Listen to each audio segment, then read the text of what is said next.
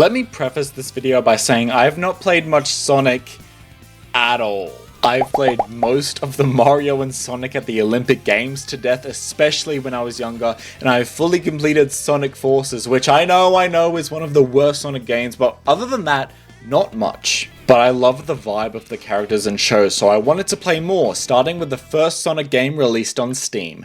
That has achievements.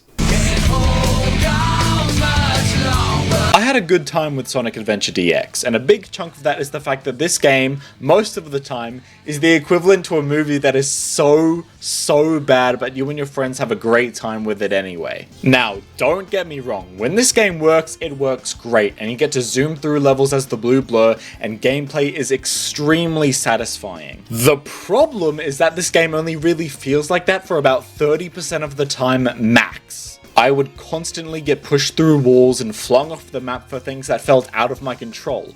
I would phase into moving objects where you have to spam jump or dash to get out of, and let's not talk about the god-awful camera. And yes, we all know that the camera problem is not exclusive to Sonic Adventure, but I'm not going to deny it exists. And the voice acting is hilarious in the worst, best way ever. Watch out! You're gonna crash! Ah!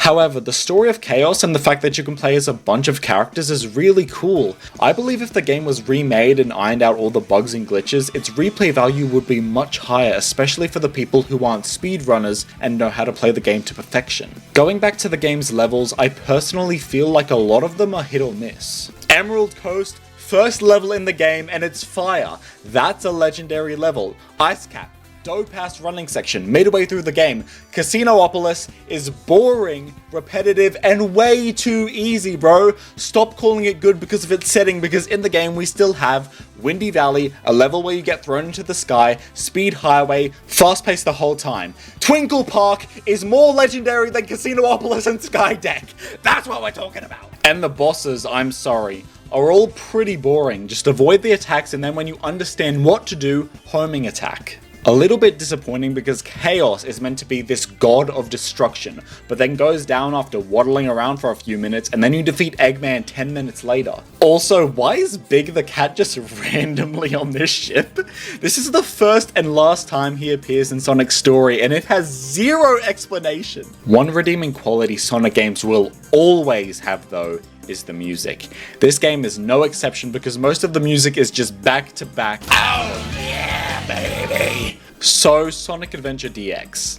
It's got its issues, but it's endearing. So, from appraising this game from Clay to Emerald, I'm going to have to give this game a gold. Hopefully Sonic Adventure 2 has more of its shit sorted out.